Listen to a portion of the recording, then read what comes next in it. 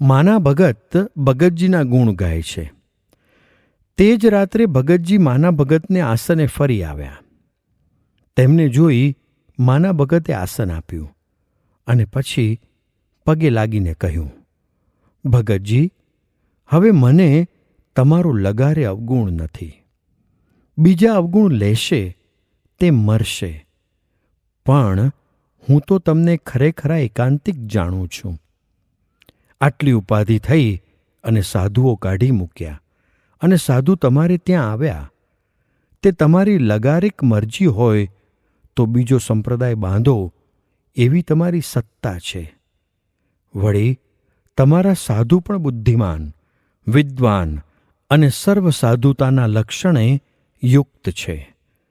મોટા મોટા સદ્ગૃહસ્થો તમારા શિષ્યો છે. એવી તમારી સામર્થ્ય છે, તો પણ ક્ષમા કરી, જેથી તમે તો ખરેખર બહુ જ મોટા છો. માટે આ બધા તમારા શિષ્યો છે, તે મુમુક્ષુ છે, તેમને સુખિયા કરજો. પણ તે બધાને વિશે હેત ના રાખશો, કારણ કે હેત રાખશો તો સૌને તમારા જેવા કરવા પડશે.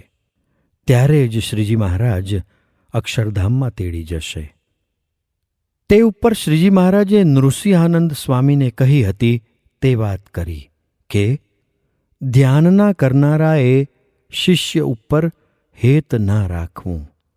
શ્રીજી મહારાજે નૃસિંહાનંદ સ્વામીને પરોક્ષ શાસ્ત્રનું દ્રષ્ટાંત આપી સમજાવ્યું હતું કે પૂર્વે વૈકુંઠ ધામનો એક મુક્ત હતો.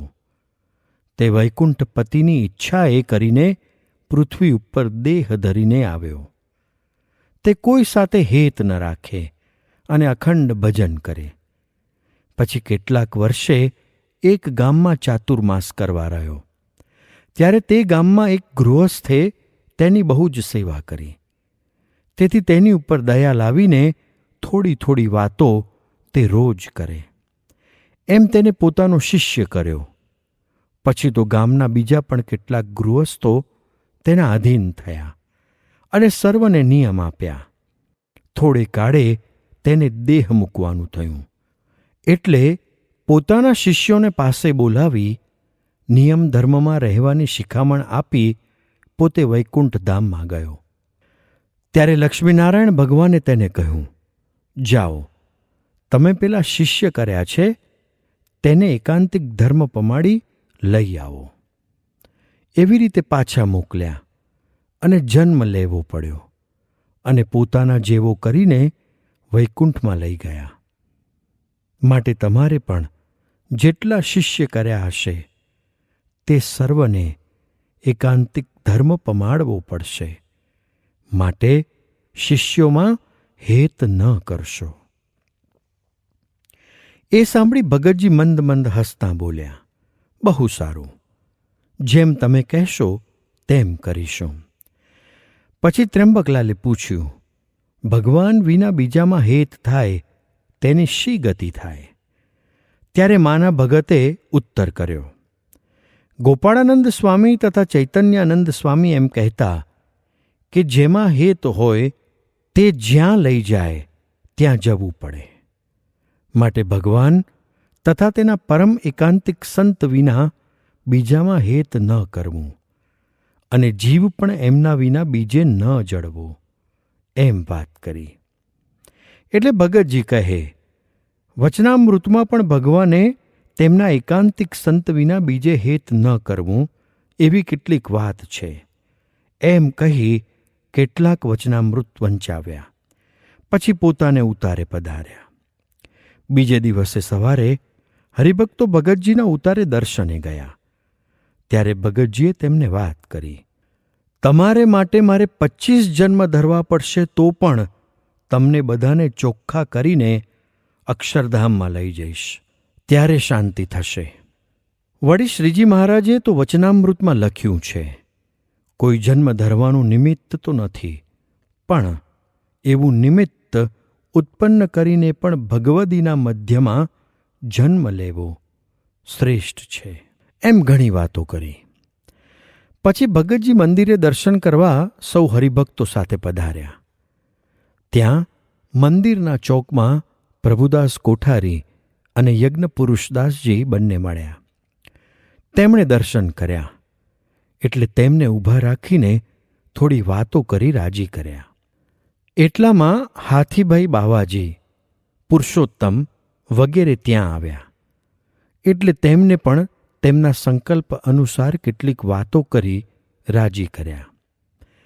સાંજના ભગતજી મંદિરના ચોકમાં ચંદની બાધી હતી ત્યાં પધાર્યા.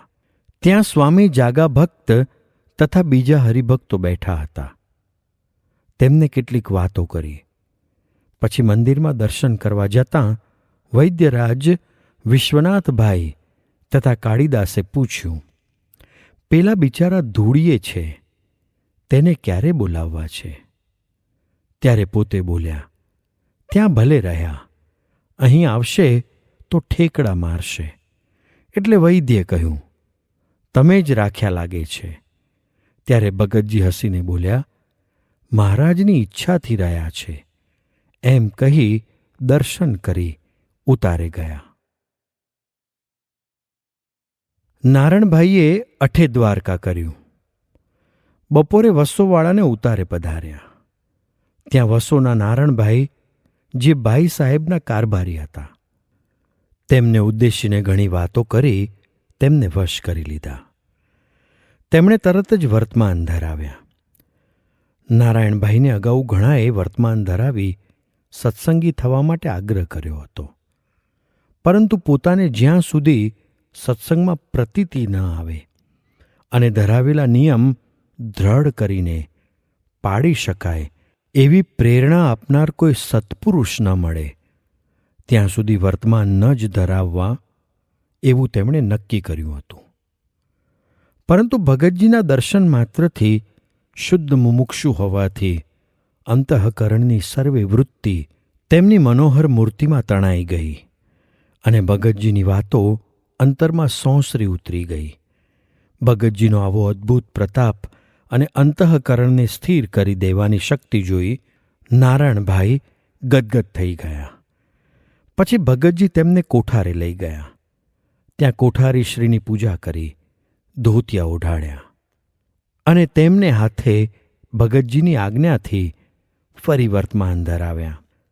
આ પ્રમાણે નારણભાઈ દ્વારિકાની યાત્રા કરવા નીકળ્યા હતા, પરંતુ ભગતજીની વાતોથી સાક્ષાત તીર્થ પ્રગટ સત્પુરુષ મનાઈ ગયું. એટલે જાત્રાનો સંકલ્પ પડતો મૂક્યો. રંગાચાર્યને ભગતજીના દર્શન. આ પ્રસંગે ખાસ વડોદરાથી શાસ્ત્રી યજ્ઞપુરુષદાસજીના વિદ્યાગુરુ શાસ્ત્રી શ્રી રંગાચાર્યજી ભગતજીના મહિમાની વાતો યજ્ઞપુરુષદાસજી પાસેથી સાંભળીને ભગતજીના દર્શન કરવા અહીં આવ્યા હતા. આગલે દિવસે પોતે આવ્યા ત્યારે તેમનો ઉતારો યજ્ઞપુરુષદાસજીના ઉતારે રાખ્યો હતો. નાહી પરવારીને યજ્ઞપુરુષદાસજી તેમને ભગતજીના દર્શને લઈ જતા હતા. ત્યાં ભગતજી મંદિરેથી દર્શન કરી પોતાને ઉતારે પાછા પધારતા હતા.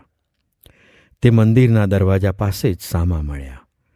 એટલે યજ્ઞપુરુષદાસજીએ રંગાચાર્યને ભગતજીને બતાવી કહ્યું, આ મારા ગુરુ પ્રાગજી ભગત. એટલે ત્યાં ચોકમાં જ રંગાચાર્ય તુરત જ સાષ્ટાંગ દંડવત કરી ભગતજીને પગે લાગ્યા. એટલે યજ્ઞપુરુષદાસજીએ ભગતજીને કહ્યું, મારા ગુરુ રંગાચાર્યજી આપને પગે લાગે છે. ભગતજીએ તુરત જ તેમનો હાથ પકડી ઊભા કર્યા અને પ્રેમથી ભેટ્યા.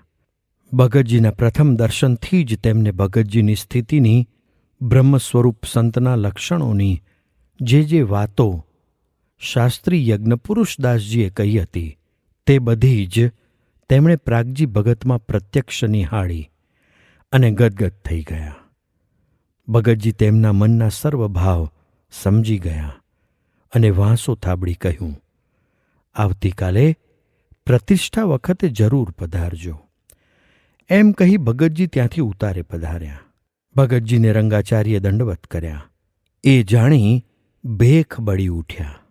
તેમણે યજ્ઞપુરુષદાસજીને ઠપકો આપ્યો કે આવા પરધર્મીના હૃદયમાં આવું જ્ઞાન ગલાય? અને રંગાચાર્યને પણ કહ્યું કે દરજીને તમે દંડવત શું કર્યા? ત્યારે રંગાચાર્ય બોલી ઉઠ્યા, તમે શું સમજો? આ તો એકાંતિક ભક્ત છે. તેમનો મહિમા અપાર છે. આ તો પરમ એકાંતિક મહાત્મા છે. સામાન્ય ફકીર નથી. રંગાચાર્યના આ ઉત્તરથી સૌ મનમાં સમસમી રહ્યા. પ્રાગજી ભગત મહારાજની શી મરજી છે? બીજે દિવસે મૂર્તિ પ્રતિષ્ઠાના ઉત્સવમાં લક્ષ્મીવાડીએ સંતો તથા હરિભક્તોની મોટી સભા ભરાઈ હતી. આચાર્ય મહારાજ શ્રી વિહારીલાલજી મહારાજ મધ્યમાં પાટ ઉપર બિરાજ્યા હતા. પાટની સામે ગાદી તકીઓ નખાવીને ભગતજી મહારાજનું આસન કર્યું હતું. ભગતજી ત્યાં બિરાજતા હતા.